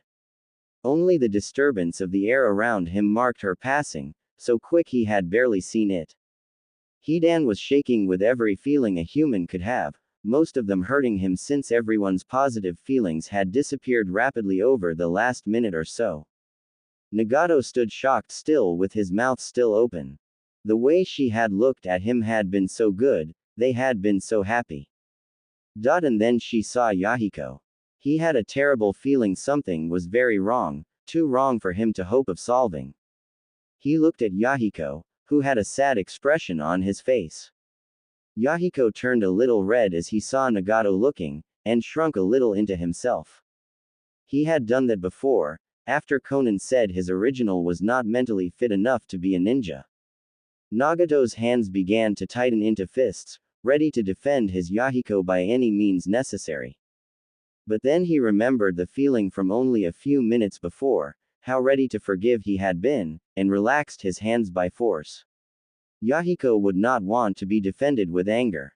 For his sake, Nagato's ability to forgive would have to be exercised more extremely than it had ever been before. He swore on his newly used power that he would do it, even if he wasn't able to. Especially if he wasn't able to. He turned to Hidan, who nodded.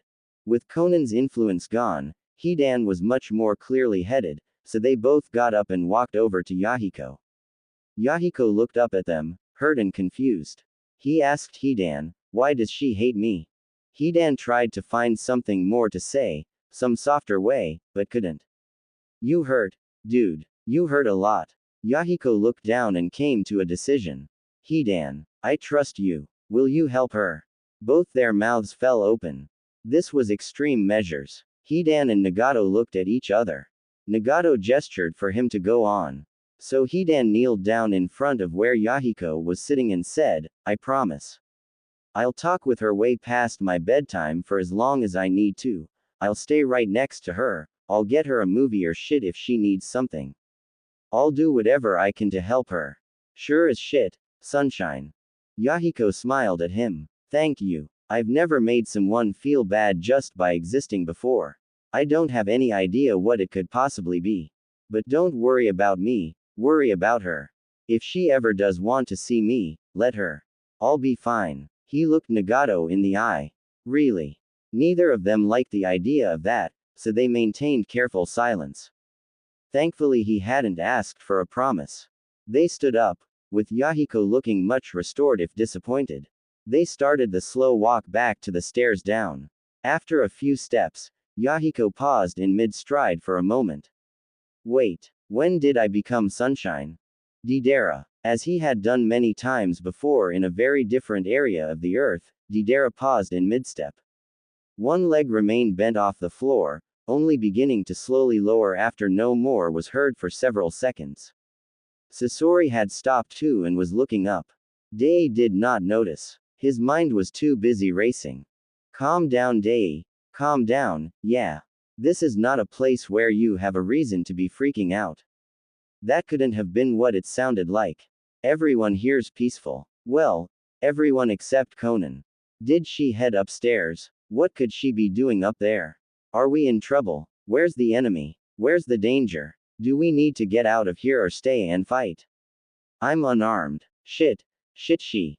Deidara. That and a violent jerk on his elbow broke off this less than helpful train of thought. Deidara realized he had tensed up everywhere and failed to notice Sasori moving directly in front of him. The track of his thoughts must have been very visible. He forced himself to take a deep breath and relax. Sasori watched him carefully as his breathing slowed down and returned to normal.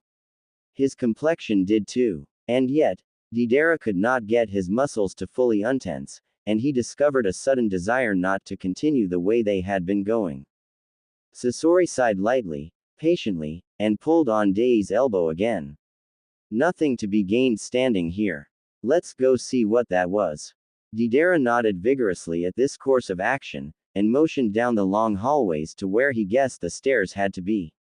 They set off. Upon climbing the stairs and retracing their steps through the second floor, which proved to have nearly the same layout as the lower floor, except it had more living spaces where the lower floor had functional rooms, they came to the exact spot they had just been standing below. That was where the sound seemed to have come from as far as either of them could tell. Deidara had been sitting on the bed, thinking of Conan's words and wondering if he really wanted to stay when Sasori showed up. Sasori had seemed as close to resentful, angry and yet confused that Deidara had ever seen him. They had sat together on the bed, and Sasori had asked Deidara a single question.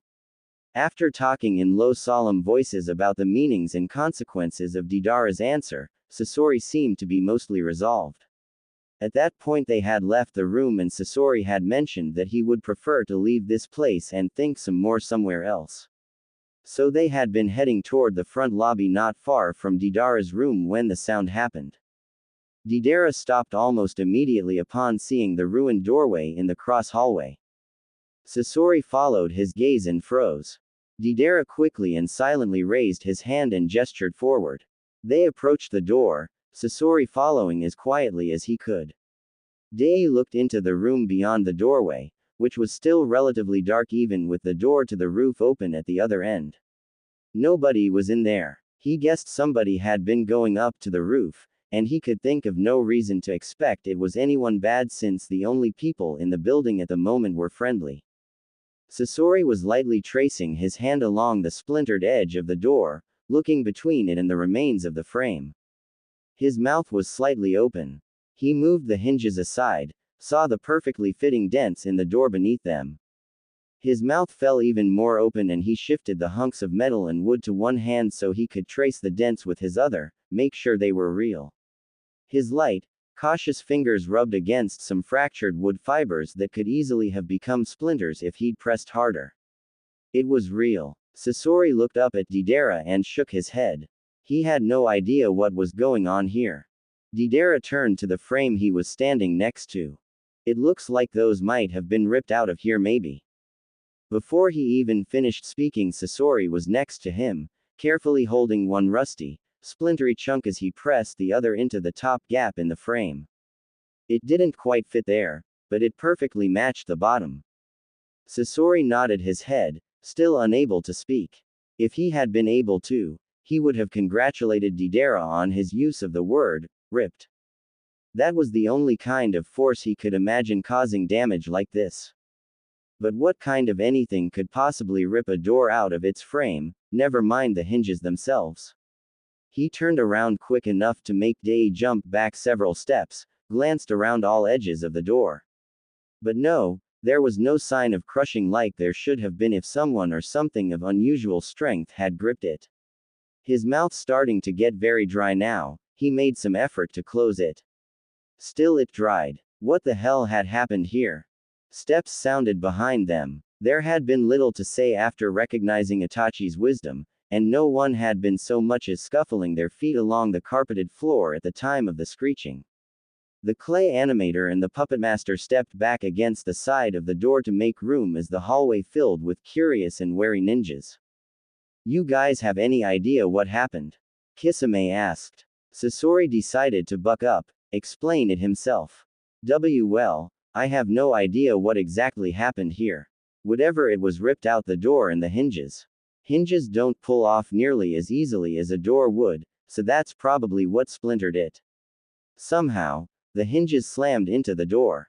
They ripped out chunks of the frame too. I'm a little afraid to ask what, why or how this happened. Deidara mentioned, the hinges look gunked up to me, and the other doors open. The why is probably just so they could get to the roof. Kakuzu raised an eyebrow. I don't think the two of us, he motioned to Kisame, combined could pull a door out of a wall. Let's not even talk about those things. Itachi nodded and turned to Sasori, asked to look at the hinges. Sasori handed them to him. Itachi looked at them very carefully, trying to imagine the scene as he did so. The motion of the door, the wood splintering, he narrowed his eyes and tried to focus even more. Suddenly something happened. It was like a pulse of blood raced to his face, only it wasn't blood but rather pure warmth. He suddenly found himself imagining the door being pulled out of its frame in very vivid detail, so much so he could almost literally see it. Sasori's explanation was correct. He looked up at the other men in the hallway and had to stop his mouth from falling open. Kakuzu's body shifted just a little, and Itachi saw him turn and look in his direction before it happened. He could make out every little movement, even the little twitches that most of them suppressed at the sight of him. He lost focus and it disappeared, the amount of detail he could make out from them returning to normal. The hinges dangled from his arms limp at his sides, forgotten. Kisame remained tense even after whatever it was went away, the shark man's eyes staying wide. Itachi, your eyes, they turned red, with a little black circle around your pupil, and the circle looked like it had 3 commas in it. Itachi tried to imagine this, for once silenced not by his own choice. He raised a hand to his eyes, traced the skin under them. He looked around at everyone, this time looking for something. Deidara guessed what it was and handed him a small mirror.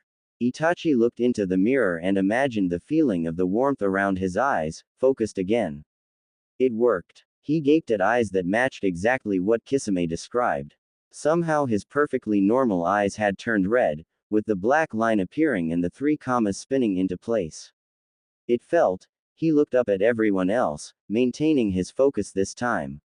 It felt good. He let it go willingly for everyone else's comfort. Kakuzu narrowed his own seriously abnormal eyes. So it seemed the Uchiha, unlike himself and Nagato, could bring out his abnormal eyes and send them away anytime he wished. Kakuzu wondered what mechanism could possibly be responsible for that. People didn't just spontaneously change eye color, and red wasn't on the list of possible human eye colors in the first place. To say nothing of such a precise pattern. What kind of mechanism could make that possible? Did his eyes have the color-changing cells of squid or octopus? But what purpose would that serve? Before he could ask Itachi exactly what those eyes did, the sound of footsteps echoed from the doorway. They were soft footsteps, and several of the group who had first encountered her in a loud place or with her standing still realized for the first time just how silent Conan's way of walking was. Only the enclosed space of the stairs made the sound noticeable. Deidara shuffled aside to leave room between himself and Sasori. He would have shuffled even farther aside, had he not felt reluctant to leave everyone else's company. The air around Conan seemed to be filled with rotating blades, a heated and forceful mass of air that frightened almost everyone there. Nobody needed any indicators to know she was not in the mood for putting up with anyone else's concerns. She stopped in the doorway between Deidara and Sasori. Her face wore no expression in particular, and she looked down at the door with its splintered edge and dented wood, then sideways at the masses of metal and wood that Itachi still held. She moved as if to step over it and continue on her way, then stopped. After a quick glance and a twitch of her ear found nothing behind her, Conan sighed and lifted the unsplintered edge of the door. She appeared to be checking how thick it was. After a moment she continued to lift that edge all the way up, put her other hand carefully on the splintered edge, and lifted the entire thing easily. It was wide enough she needed one hand on the bottom and one on the top to carry it, but otherwise there were no signs of difficulty in the way she moved and carried it down the hallway. Her steps were still very quiet as she disappeared around the corner. Damn, what happened? Deidara murmured. What? He asked again as he saw Sasori look at him. There's definitely something going on with her, yeah. She kinda hinted when we talked that she's seen some things, yeah. Sasori turned away and shook his head, unwilling and unprepared to vocalize his thoughts about her just yet. More footsteps echoed from the door to the roof. Nagato, Yahiko and Hidan seemed a strange mixture of downcast and hopeful when they came through. Yahiko smiled as he usually did when he saw everyone else gathered. Nagato and Hidan appeared to have been discussing something of importance, but stopped midway behind Yahiko. Hidan rushed forward into the hallway, looking puzzled as he walked through the space where the door had been. Nagato stood by Yahiko's side as they both grinned, an example of genuine overwhelming joy rapidly growing in intensity on Nagato's face. He nodded at Yahiko. Yahiko was similarly unable to restrain his smile. This only worsened his problems with figuring out how to start speaking, but he didn't mind. Hey guys. So, where did the door go? Kakuzu snorted. Conan took it. She checked its thickness first. It's almost definitely going to a training room. It's not useful as a door anymore, now it's just convenient wood. Yahiko nodded. That's good, that it'll still be around to look at. I don't mean to be too sentimental, but it is the first real thing that shows that we really are ninja and can do the magic things she talked about. He turned to Nagato. Come on, tell us what it was like. Oh, shit yeah, Hidan piped up. All I've got for ninja stuff is things that aren't magic, so I don't get to know for myself. I need to hear this shit. Okay, Nagato managed to force out through a smile that wouldn't go away. It was amazing. So we couldn't get through this door when it was here because it was too jammed to open, and Hidan suggested. As Nagato described the entire incident, going into special detail about the feeling of energy running within him suddenly flowing in a new way, he seemed to glow with the discovery of what he was really capable of. More than a few mouths hung open, their owners enraptured. Itachi's own flow of chakra shifted, unconsciously activating his eyes. He saw every detail, every twitch of every facial muscle, every pulse of Nagato's neck as his heart beat fast with the feeling of being alive. The combined strength was nearly enough to lift Hidan from his own body. As was, he stayed put but forgot he had a body, forgot his own identity. The pink in his eyes faded to transparency. Nagato finished the story with them going up onto the roof to look for Conan. A disappointed Deidara asked if that was all. Yeah, and Nagato said firmly that what happened on the roof was nobody's business but theirs. He looked around for agreement, and Yahiko and Hidan gave it instantly. Conan seemed unwilling to talk about anything in that general area, so they all knew she would appreciate discretion without having to ask. Itachi noticed a minor twitch of the eye, little movements of the hand, in some case barely visible jumps of the muscle beneath the skin that no one else could possibly have seen. Most of them indicated Yahiko. The smiling man's face seemed just a little strained, shaken. Actually, with his eyes activated, Itachi could see that none of the three were precisely as cheerful as they seemed to be. The joy was genuine in the moment, but even Nagato was unsettled now. Something important was going on. Itachi's eyes took in everything, but his mouth stayed shut. Kisame figured they were probably doing the right thing in not speaking of it and nodded his agreement.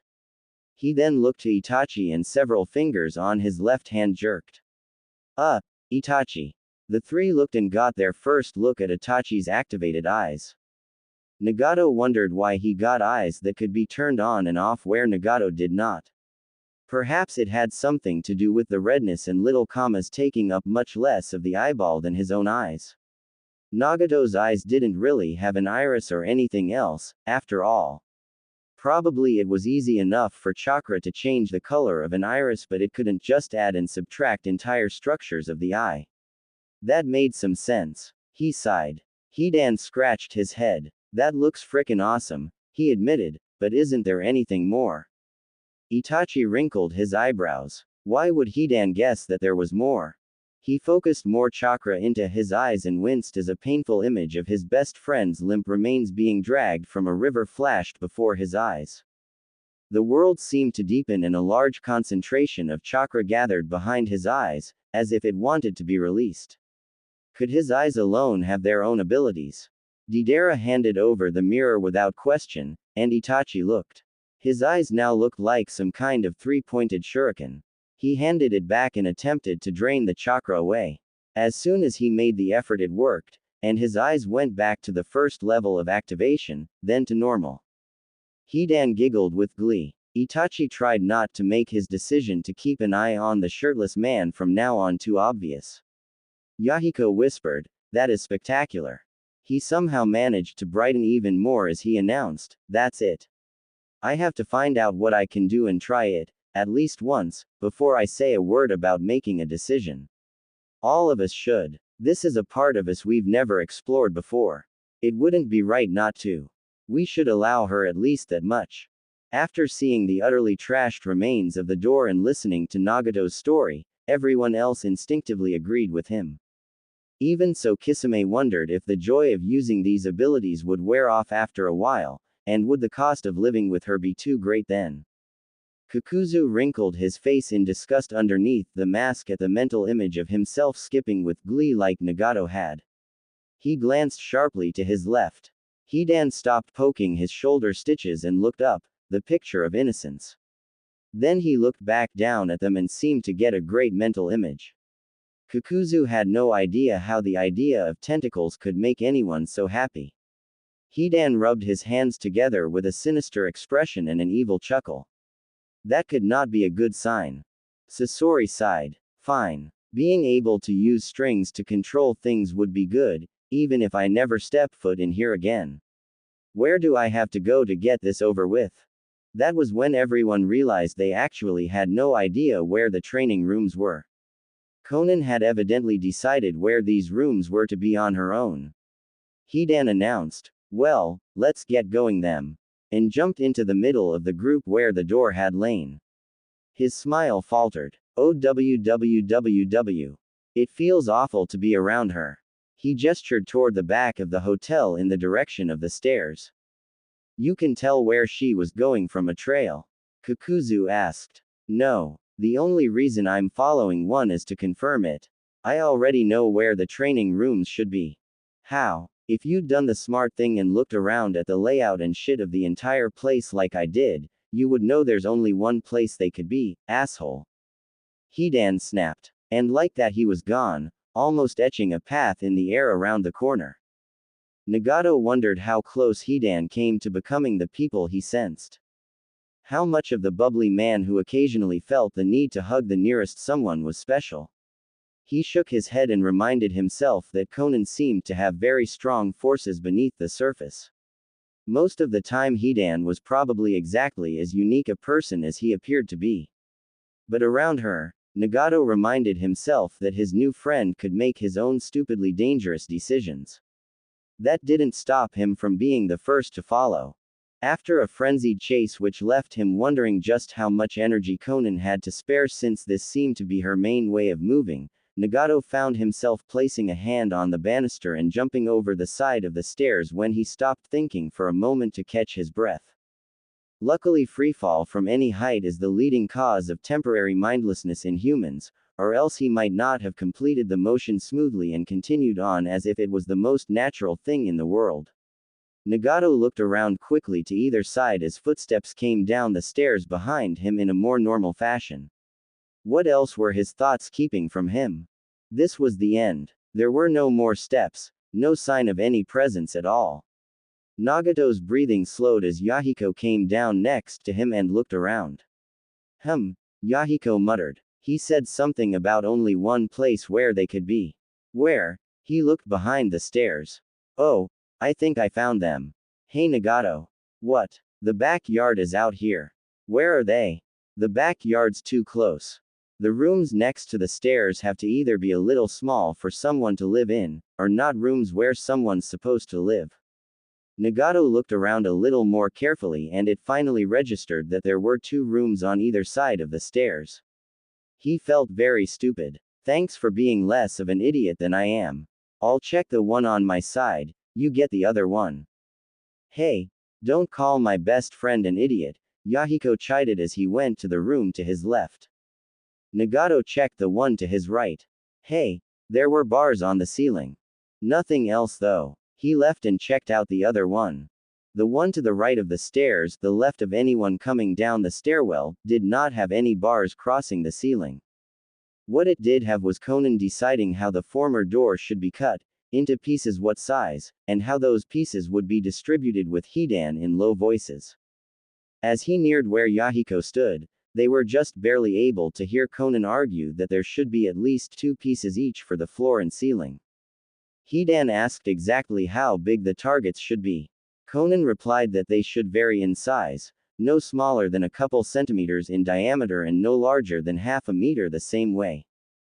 Hidan shook his head and said that was a really bad idea for wall, ceiling and floor targets.